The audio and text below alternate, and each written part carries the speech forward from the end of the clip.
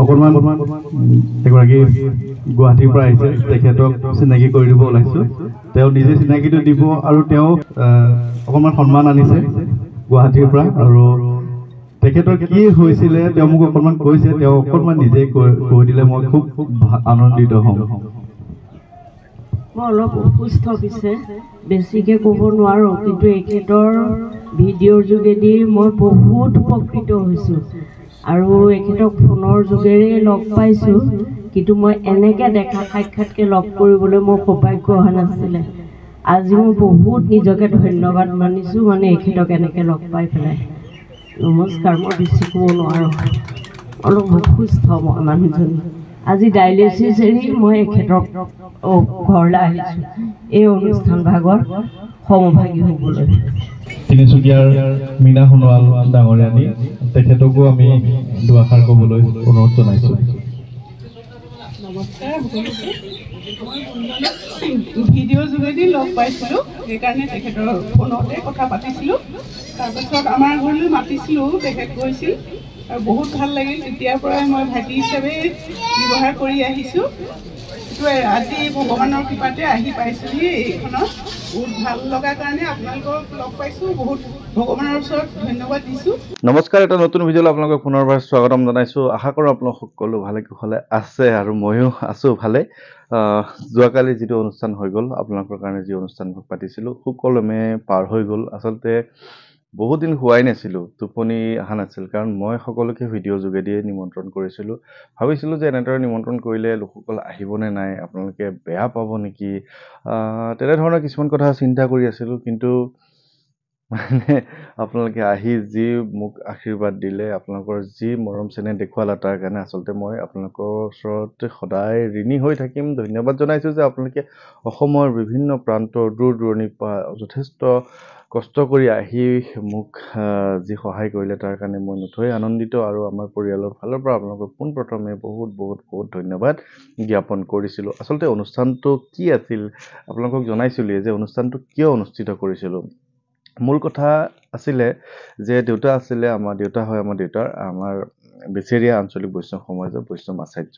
তেওঁ শিষ্য বহুত আছে। তেওঁ নিজে যিসকলক মানে শৰণ ভজন দিয়ে, তেওঁলোকৰ সৈতে একে অন্তৰংগ আলাপৰ নিচিনা তেওঁ ভাবিছিলে। আৰু মই ভাবিছিলোঁ যে মই যে ইমান দূৰ দূৰণিলৈ গৈছোঁ, আপোনালোকে ভাবকচোন মই কিমান দূৰ দূৰণিলৈ গৈছোঁ। চাওকচোন, বঙাইগাঁৱলৈকে গৈছোঁ, সিফালে গুৱাহাটীতো গৈ থকা হৈছে, নগাঁও, তিনিচুকীয়া, দুলীয়াজান, ধেমাজি, লখিমপুৰ, গহপুৰ, বিশ্বনাথ চাৰিআলি, কোনো জেগা বাকী নাই অসমৰ য'ত মই যোৱা নাই। কেৱল ধুবুৰী বাকী আছে, ইফালে কৰিমগঞ্জ, কোকৰাঝাৰ, তেনেকৈ 2-4টা বা কাৰ্বি আংলং 2-4 জেগা মোৰ বাকী আছে। বাকীখিনি সকলোকে মই দৰং, উত্তৰ গুৱাহাটী সকলো ঠাইলৈকে গৈছোঁ।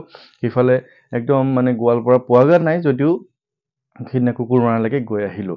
এতিয়া মই যে এই তেজপুৰৰ বেচেৰীয়াৰ এই অঞ্চলটোৰ পৰা এটা ভিডিঅ' বনাওঁ আপোনালোকে চাই, হয়, অসমত বিভিন্ন ধৰণৰ আছে ভিডিঅ' বনোৱা মানুহ, কিন্তু মই কি কৰিলোঁ যে মই প্ৰেক্টিকেলি আপোনালোকৰ ওচৰত যাবলৈ ল'লোঁ, বা আপোনালোকক যে সঁচাকৈ মই এজন মানুহ হয়, মই কেৱল ভিডিঅ' এটা বনাই মানে কেৱল কথাখিনি কৈ থকা নাই। ইয়াৰ পৰা মই যে আপোনালোকৰ ওচৰলৈ গৈছোঁ, সঁচাকৈ এজন মানুহ আছোঁ, সেই কথাটো মই আপোনালোকৰ ওচৰত মানে গৈ দেখাইছিলোঁ। উপদেশ দি নহয়, আৰ্হি দেখাবলৈ লৈছিলোঁ। আৰু ঠিক তেনেধৰণে মই যে আপোনালোকৰ ওচৰলৈ গৈছোঁ, আৰু মোৰো এটা দায়িত্ব আছিলে যে হয়, আপোনালোকে মোৰ ওচৰলৈ এপাক অন্ততঃ নামঘৰ ভাগত যি সেৱা কৰা আপোনালোকে হেঁপাহ আছিলে, সেই হেঁপাহটো পূৰ্ণ হওক। কাৰণ মই যেতিয়া বিভিন্ন ঠাইলৈ যাওঁ, তেতিয়া বহুতেই মোক কয় যে মই আপোনালোকৰ নামঘৰ ভাগলৈ যাবলৈ খুব বেছি ইচ্ছা, কেতিয়ানো যাব পাৰিম। সেইকাৰণে মই ভাবিছিলোঁ, যিহেতু এনেকুৱা এটা অনুষ্ঠান কৰিলে সমূহীয়াভাৱে আপোনালোকে আহিলে খুব বেছি ভাল লাগিব, সেইকাৰণে কালি 9 তাৰিখে মাৰ্চৰ এই অনুষ্ঠানটো কৰিলোঁ আপোনালোকৰ কাৰণে। আৰু আপোনালোকে যে ইমান কষ্ট কৰি আহিল, বঙাইগাঁৱৰ পৰা আহিছে, আপোনালোকে নলবাৰীৰ পৰা আহিছে, আপোনালোকে ৰঙিয়াৰ পৰা আহিছে, তিনিচুকীয়াৰ পৰা আহিছে, দুলীয়াজানৰ পৰা আহিছে, আপোনালোক আহিছে ডিব্ৰুগড়ৰ পৰা, নাহৰকটীয়াৰ পৰা, ধেমাজিৰ পৰা আহিছে সৰুজনী বাইদেউহঁত। গতিকে কিমান এটা ভাল লাগিল চাওকচোন। সকলোতকৈ বেছি ঠাইৰ লোকসকল আহিছিল যোৰহাটৰ পৰা। শিৱসাগৰৰ বৰ বিশেষ অহা নাছিল যদিও মই শিৱসাগৰ যাওঁতে বহুত লোক লগ পাইছিলোঁ। মই আশা কৰিছিলোঁ শিৱসাগৰৰ পৰা বহুকেইজন লোক আহিব, যদিও আহিছে, তথাপিও মানে যোৰহাটৰ লোকসকল বহুত বেছি আহিছিলে আৰু তেওঁলোকক অশেষ ধন্যবাদ জ্ঞাপন কৰিছোঁ। আৰু যিসকল লোকে মোক এই যে ইমান কষ্ট কৰি আহি যথেষ্ট আপোনালোকৰ খৰচো হৈছে, গতিকে মোক বেয়া নাপাব, কিন্তু মই আপোনালোকৰ কাৰণেই অনুষ্ঠানটো কৰিছোঁ, কাৰণ মইতো সকলোলৈকে গৈছোঁ, সেইকাৰণে আপোনালোকক নিমন্ত্ৰণ দিলোঁ। আপোনালোকে আহি যি মানে উপদেশ দিলে, আপোনালোকৰ বহুমূলীয়া সময় নষ্ট কৰি আমাৰ নামঘৰ ভাগত আহি সেৱা ল'লেহি, তাৰ কাৰণে পুনৰবাৰ ধন্যবাদ জনাইছোঁ। দেউতাই এখন কিতাপ লিখিছিলে, কিতাপখনৰ কালি উন্মোচন কৰা হ'ল, ভক্তি পৰিচয় কিতাপখনৰ নাম। আৰু ইয়াতে বিভিন্ন ধৰণৰ দেউতাহঁতৰ মাৰ্গৰ বৈষ্ণৱ মাৰ্গৰ কিছুমান কথা তেওঁ লিখিছে।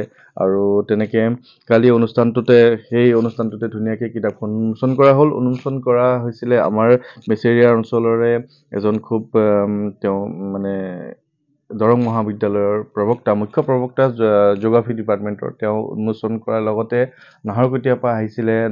মই যে গৈছিলোঁ আপোনালোকক কৈছিলোঁ, নাহৰকটীয়াৰ চিকিৎসকগৰাকী তেওঁ আহিছিলে, ডক্টৰ সত্যজিৎ দাসৰ লগতে তেখেতৰ পত্নী নিভাৰাণী গগৈ ডাঙৰীয়ানী আহিছিলে। লগতে তিনিচুকীয়াৰ পৰা আহিছিলে মীনা সোণোৱাল ডাঙৰীয়ানী, লগতে বঙাইগাঁৱৰ পৰা আহিছিলে, উত্তৰ গুৱাহাটীৰ পৰা আহিছিলে, সকলোৰে নাম কৈ নিদিওঁ। বঙাইগাঁৱৰ পৰা আহিছিলে নীলিমা ৰয়, উত্তৰ গুৱাহাটীৰ পৰা সিদিনা গৈছিলোঁ দাদাজন আহিছিলে। ঠিক তেনেকৈ বিভিন্ন প্ৰান্তৰ পৰা লোক আহিছিলে।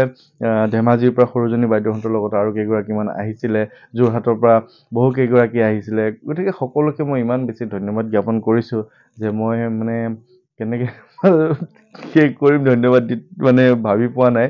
মই বহুত টেনশ্যনত আছিলোঁ, বহুত চিন্তাত আছিলোঁ। আপোনালোকে যদি নাহে মোৰ অনুষ্ঠানটো কি হ'ব? মইতো সকলোলৈকে যাম, বহুতেই দেখে, গাঁৱৰ ওচৰ পাজৰ লোকসকলে জানে ই নাথাকে দেখোন আজিকালি, ঘূৰি ফুৰে। কিন্তু আপোনালোকে যে আহি প্ৰায় 1 কিলোমিটাৰ মানলৈকে গাড়ী পাৰ্কিং হ'ল। গতিকে খুব বেছি আপোনালোকক ধন্যবাদ জনাইছোঁ। আপোনালোকে আহি নামঘৰ ভাগত সেৱা ল'লে, দেউতাক লগ পালে বিশেষকৈ। আৰু এই অনুষ্ঠানটোত বহুকেইজন লোকে বিভিন্ন ধৰণৰ মানে পৰামৰ্শ আগবঢ়াইছিলে, বিভিন্ন ধৰণৰ তেওঁলোকৰ সাৰমৰ্ম আগবঢ়াইছিলে। তাৰে দুই এটা মই ইয়াতে এই ভিডিঅ'টোত সংলগ্ন কৰি দিম, আপোনালোকে চাব। পৰম্পৰাধাৰ মোৰ গুৰু বৈষ্ণৱাচাৰ্য যতীন বৰাদেৱ প্ৰমুখ্যে ইয়াত উপস্থিত থকা ভক্তসকল, আই ভাতৃসকল তথা সকলোলৈকে মোৰ প্ৰণিপাত জনালোঁ। এই যিখন ভক্তি পৰিচয় পুথিভাগ ছাৰে যেতিয়া ৰচনা কৰিছিল, তেতিয়া মোক কৈছিলে তুমি এটা দিন এটা আমি ভাবিছোঁ আৰু সেই দিনটোত তুমি যাব লাগিব আৰু ইয়াৰ এই পুথিখনিৰ এটা কথাও তুমি লিখি দিবা, আৰু আমি গুৰু শিষ্যৰ সমন্বিতে সেইখন সেইদিনা মুকলি কৰিলোঁ। আৰু ভবা নাছিলোঁ যে অনুষ্ঠানটো এনেকুৱা হ'ব বা এনেকুৱা ইমান বাহুল্য কিবা এনেকুৱা হ'ব বুলি ভবা নাই। মই একেবাৰে আনুষ্ঠানিক ভাবিছিলোঁ যে কেইজনমান ভকতসকল থাকিব আৰু আমি এনেই ঘৰতে বহি পেলাই ধৰক এনেকুৱা ধৰণৰ কথাটো আৰম্ভ হ'ব। কিন্তু আজি দেখি পেলাই মানে নিজকে অলপ অপ্ৰস্তুত নিচিনা হৈছোঁ। আৰু যি নহওক, তেখেতে মোৰ শ্ৰদ্ধা গুৰুদেৱে যে এই পুথিখনিৰ কথা লিখিবৰ কাৰণে মোক উপযুক্ত বুলি ভাবিছে, আচলতে মই ভগৱানৰ ওচৰত বা আপোনালোকৰ ওচৰত মানে প্ৰাৰ্থনা জনাইছোঁ যে মই ইয়াৰ কাৰণে একেবাৰে উপযুক্তই নহয়। প্ৰথম আৰু সৰ্বোচ্চ গুৰু হৈছে আমাৰ পিতৃ মাতৃ, দ্বিতীয় গুৰু হৈছে আমাৰ যি আদি প্ৰথম চকু মেলাৰ পৰা আমাক শিক্ষা দিয়ে আমাৰ শিক্ষাগুৰু। আৰু সেই শিক্ষাটো আনুষ্ঠানিকতাত আমাৰ শেষ হয়। আমি কিবা মাষ্টাৰ ডিগ্ৰী কৰোঁ, কিবা ৰিচাৰ্চ কৰোঁ, সেইবিলাকত আমাৰ আনুষ্ঠানিকতা শেষ, সকলোৰে কাৰণে প্ৰায় একে কথা। কিন্তু জীৱনটো সেইটো নহয়। জীৱনটো হৈছে আমি যে এটা ধৰ্ম বা এটা যে আমি জ্ঞান ধাৰণ কৰিম, সেই জ্ঞানটো আমাৰ প্ৰজ্ঞালৈ মানে নিৰ্বাপিত হ'ব লাগিব। আমি আনুষ্ঠানিক যিখিনি শিক্ষা সেইখিনি হৈছে আমাৰ জ্ঞান, কিন্তু আমি সেই জ্ঞান মানুহ হিচাপে আমি আমাৰ প্ৰজ্ঞালৈ যেতিয়ালৈকে উত্তৰণ কৰিব নোৱাৰোঁ, তেতিয়ালৈকে আমি সেই ধৰ্মটোক আমি ধাৰণ কৰিব নোৱাৰিম। যিহেতু মই চিকিৎসক, মই দুটা কথাই কওঁ যে মানুহ ভগৱানৰ ওচৰত আৰু ডক্টৰৰ ওচৰত বিপদতে যায়, আৰু আমাৰ জীৱনটো এটা অদৃশ্য শক্তিয়ে চলাই আছে, যিখন আমাৰ হাৰ্টখন চলি আছে, তাত অট'মেটিক কাৰেণ্ট জেনেৰেট হৈ আছে।